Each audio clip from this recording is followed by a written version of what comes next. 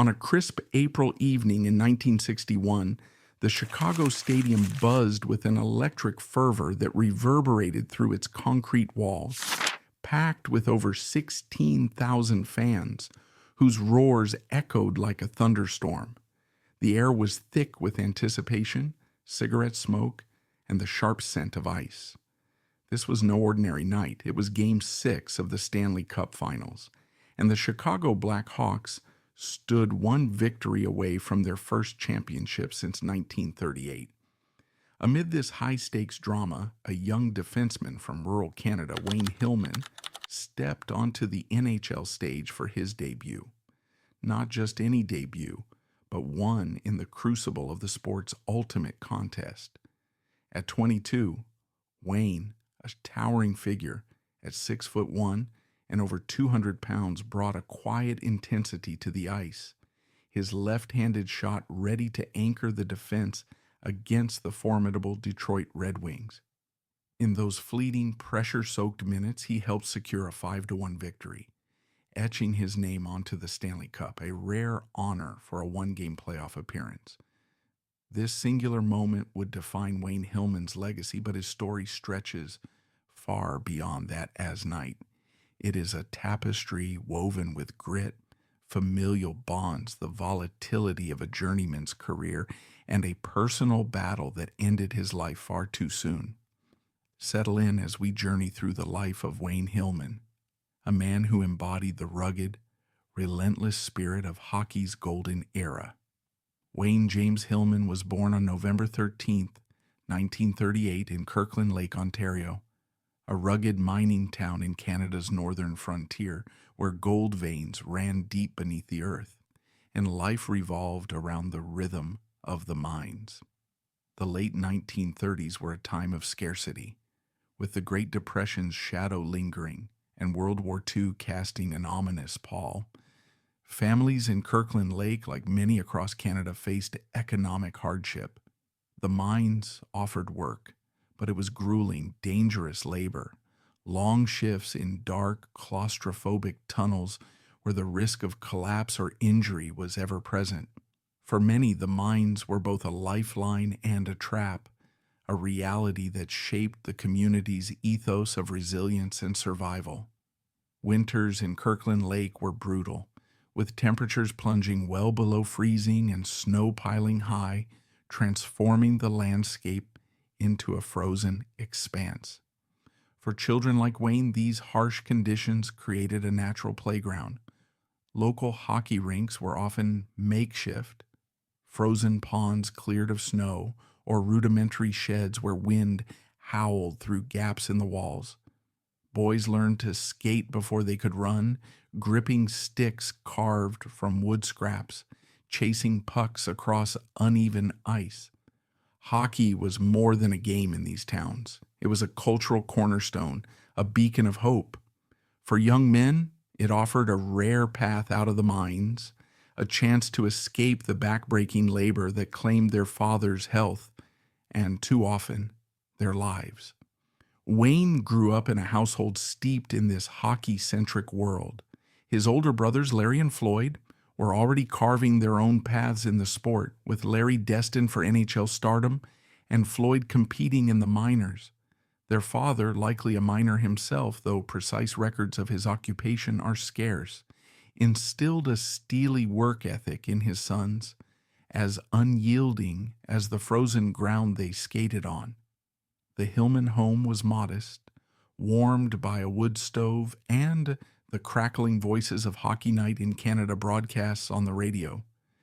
These broadcasts were a national ritual, uniting families across Canada's vast expanse as they rebuilt after the war. Legends like Maurice Rocket, Richard, and Gordie Howe became larger-than-life figures, their exploits fueling dreams in young listeners like Wayne. The sharp slap of a puck against a stick, the roar of a distant crowd. These sounds were the pulse of a nation finding its identity, and they resonated deeply in Wayne's soul. Physically, Wayne was a standout, even in his youth. At 6'1" and over 200 pounds, he was a formidable presence, his broad frame and strong legs built for the physical demands of hockey's defensive battles. His left-handed shot gave him an edge in board play, allowing him to control the puck with precision and muscle. But it was his character, forged in Kirkland Lake's unforgiving environment, that set him apart. He was not flashy or flamboyant. He was steady, dependable, the kind of player who thrived in the unglamorous tasks of clearing the crease and blocking shots. His early years were a crucible, blending the joy of play with the weight of expectation. In Kirkland Lake, perseverance was not optional. It was survival, a lesson Wayne carried onto the ice and into life. By the mid-1950s, Wayne's talent was undeniable, and at 17, he took a significant step toward his dream by joining the St. Catharines Teepees in the Ontario Hockey Association OHA, a junior league known for grooming NHL talent. Leaving Kirkland Lake was a leap into the unknown. He boarded with unfamiliar families in St. Catharines, far from the familiar rhythms of home. Practices were relentless, pushing his body to its limits. Muscles ached, bruises bloomed, and the constant threat of a poor performance loomed large. A single bad game could mean a return to Kirkland Lake, to the mines that awaited those who couldn't make the cut. For Wayne, failure was not an option. The OHA was a proving ground, a league where raw talent met disciplined training. Wayne's style was not that of a flashy scorer like Bobby Hull or a playmaker like Stan Mikita. Instead, he excelled as a defensive defenseman, a role that demanded physicality, anticipation, and composure under pressure. He blocked shots with fearless abandon, cleared opponents from the crease with authority, and maintained a calm presence in chaotic moments. His size and strength made him a formidable opponent, and his left-handed shot allowed him to dominate along the boards, pinning opponents and moving the puck with efficiency. From 1955 to 1959, Wayne honed his craft with the Teepees, playing in countless games that sharpened his instincts and built his reputation. A lesser-known but telling moment from this period came in 1954, while Wayne was still in high school. Leading his local team to a regional championship, he scored a rare but pivotal goal in the decisive game, a booming shot from the blue line that ripped past the goalie. A small-town newspaper, the Kirkland Lake Gazette, dubbed it the shot heard around Kirkland Lake, a hyperbolic but heartfelt nod to its impact. For Wayne, it was a moment of validation, proof that he could compete at a high level. That goal, and the championship it secured, became a touchstone, a reminder of his potential during moments of doubt. In 1957, while still eligible for junior play, Wayne got his first taste of professional hockey with the Buffalo Bisons in the American Hockey League, AHL. The AHL was a different beast. Long bus rides through snowstorms, dingy arenas, and opponents who played with the desperation of men fighting for their livelihoods. Injuries were a constant companion, from sprained wrists to bruised ribs lingering like unwelcome guests. Yet, these challenges forged unbreakable bonds with teammates who shared the grind. Wayne's time in Buffalo was a crash course in the realities of pro hockey, the physical toll, the mental strain, and the camaraderie that made it bearable. By 1961, after years of toil in the minors, he was ready for the NHL. The year 1961 was a turning point, a convergence of opportunity and destiny. The Chicago Blackhawks, a franchise hungry to break the stranglehold of the Montreal Canadiens and Toronto Maple Leafs, called Wayne up from the minors. The Hawks were a powerhouse, boasting stars like Bobby Hull, whose blistering slapshot earned him the moniker the Golden Jet, Stan Mikita, a cerebral playmaker, and Glenn Hall, a rock-solid goaltender. Injuries to key defensemen created a rare opening, and Wayne, at 22, was thrust into the spotlight. His debut came on April 16, 1961, in Game 6 of the Stanley Cup Finals against the Detroit Red Wings. The Chicago Stadium was a cauldron of noise, with fans packed shoulder to shoulder, their cheers a deafening roar. The Hawks led the series 3-2, one win away from their first cup in 23 years. For Wayne, the moment was surreal. A kid from Kirkland Lake now facing legends like Gordie Howe and Alex Delvecchio. Paired with veteran defensemen, he played a handful of shifts, his role clear. Stay solid, clear the crease, and don't make mistakes. He didn't record a point, but his steady presence helped the Hawks dominate, securing a 5-1 victory and the championship. Remarkably, Wayne's name was engraved on the Stanley Cup, a rare honor for a player with just one playoff game. NHL rules at the time allowed for such inclusions, though it sparked debate among purists who argued it was more luck than merit. Wayne, ever humble, brushed off the controversy. In a later interview, he quipped, "They spelled it Hillman on the cup, but I didn't care, it was there." This one-game wonder became a footnote in hockey lore, a Cinderella story that captured the sport's unpredictability.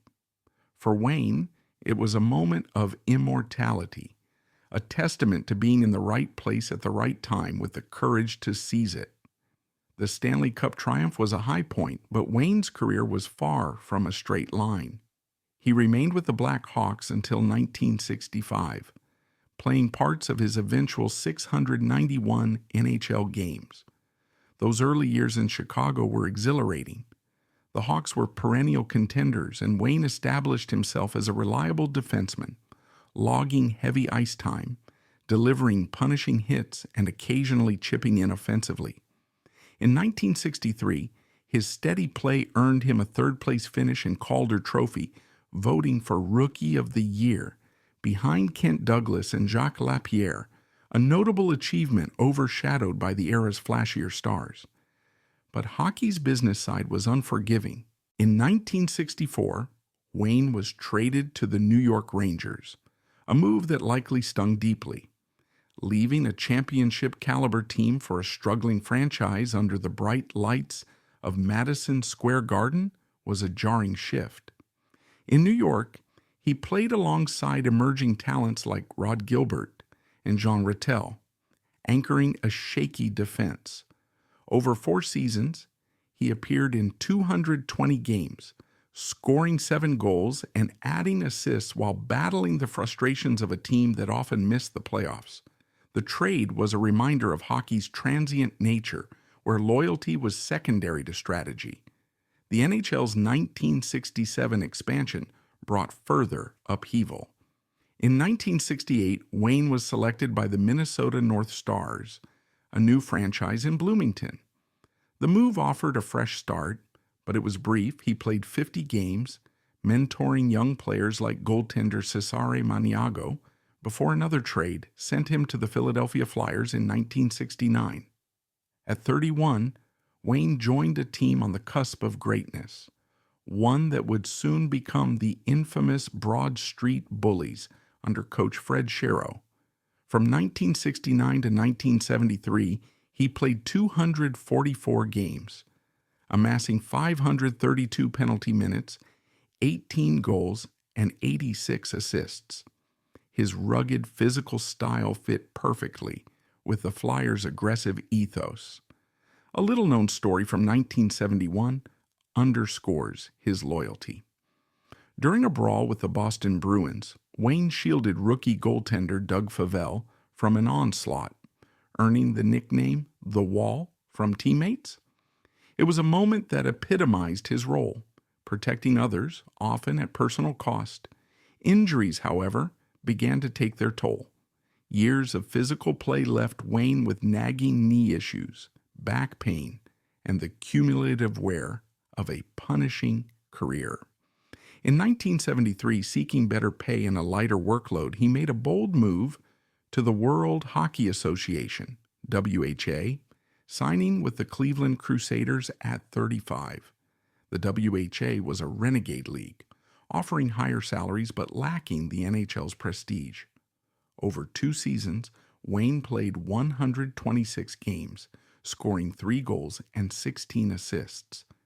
The league's instability, teams folding, contracts in flux, mirrored the uncertainty of his later career. In 1975, after 18 professional seasons, Wayne retired quietly, without fanfare. His body and spirit worn, but his legacy intact. Wayne's life was as rich off the ice as it was on it, defined by deep familial ties and quiet acts of kindness. Hockey was a Hillman family affair. His brother Larry won multiple Stanley Cups with Detroit and Toronto, while Floyd competed in the minors. The brothers' bond forged on backyard rinks in Kirkland Lake was unbreakable. In interviews, Larry hinted at Wayne's admiration, noting how his youngest brother mimicked his techniques, striving to match his success. This sibling dynamic extended to Wayne's role as uncle to Brian Savage, who played over 600 NHL games, scoring 192 goals for teams like Montreal and Philadelphia. Brian has shared how Wayne's stories of the 1961 Cup victory, told over family dinners in Ontario, with vivid details of the roaring crowd and the Cup's cold medal, inspired his own career. These moments reveal Wayne's warmth, his pride in seeing the next generation carry the torch. Off the ice, Wayne's generosity shone through. In 1967, during his Rangers tenure, he visited a Manhattan children's hospital, skating on a small rink with young patients. One boy, battling leukemia, called him a hero, a moment that moved Wayne deeply. In a rare archived clip, he reflected, "Hockey's just a game, but moments like that are real life." It was a glimpse into his humility, a reminder that he saw himself as more than an athlete. But Wayne's life was not without profound challenges. The constant trades, Chicago to New York, Minnesota to Philadelphia, eroded his sense of stability. In a rare moment of candor shared in a teammate's memoir, Wayne admitted feeling like a pawn in a larger game, questioning the sacrifices he'd made for hockey. Yet his passion kept him going, a near-obsessive drive to compete.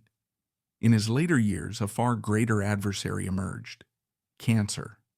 Diagnosed in the late 1980s, possibly prostate or lung, accounts vary, Wayne faced it with the same stoicism he brought to the ice. He shunned publicity, retreating to Kirkland Lake during treatment. A poignant story from a 1990 obituary in the Kirkland Lake Gazette describes his final skate on the town's old pond, with family by his side. Despite pain, he whispered to Larry, "This is where it all started, and it's still the best feeling in the world." It was a moment of quiet defiance, a man reclaiming joy in the face of mortality.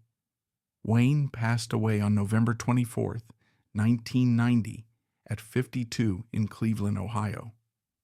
Some sources cite cancer, others a heart attack or myocardial infarction, but the loss was devastating. At an age when many enjoy retirement, grandchildren, travel, quiet evenings, he was gone, leaving a void after just 15 years post-retirement. Wayne's story is not without its complexities, adding depth to his legacy. His 1973 move to the WHA drew criticism from NHL loyalists who viewed the rival league as a threat to the sport's integrity. Purists argued it diluted his record, dismissing WHA stats as inferior. Others, however, see it as a pioneering act, a stand for player rights that foreshadowed modern contract negotiations. Wayne's motivation was pragmatic: financial security after years of modest NHL earnings, but it placed him at the center of a broader debate about loyalty versus self-preservation. His Stanley Cup engraving also sparked discussion. Traditionalists upheld his inclusion per NHL rules, but skeptics called it a fluke, a product of circumstance rather than skill. Wayne remained unfazed, noting in a 1970s Flyers program, "I was just happy to be there, part of something bigger." His humility diffused the controversy, framing his role as one of contribution, not self-aggrandizement. Broader historical context adds another layer. The 1960s and 1970s NHL often ignored player safety, with concussions and injuries dismissed as part of the game. Wayne's physical style, bone-jarring hits, shot blocking, likely contributed to his later health issues, including his cancer. The era's lack of protective equipment and medical oversight left players vulnerable, a systemic issue that resonates in modern discussions about athlete welfare. Wayne Hillman's life offers timeless lessons. His one-game cup appearance is a testament to the power of fleeting moments, inspiring underdogs everywhere, from rural youths to minor league grinders. Culturally, he embodies hockey's working-class roots in an era before multi-million-dollar contracts and media saturation. His WHA tenure highlights labor struggles in sports, echoing today's union movements. From his resilience navigating trades, battling illness, we learn the value of perseverance in the face of adversity. Wayne's story also celebrates the unsung heroes, the defensemen who do the dirty work, the families who provide quiet support. His influence lives on through Brian Savage's career, the Hillman brothers' collective achievements, and the reminder that even triumphs carry hidden costs. At 52, his life was cut short, but his spirit endures, a blend of grit, warmth, and passion that transcends the ice. Thank you for joining this deep dive into Wayne Hillman's life. His journey, from a mining town to the Stanley Cup, from family dinners to a final skate, reminds us to cherish our roots, face challenges head on, and find joy in the simple act of pursuing what we love. Until the next story, may we all stay true to our paths.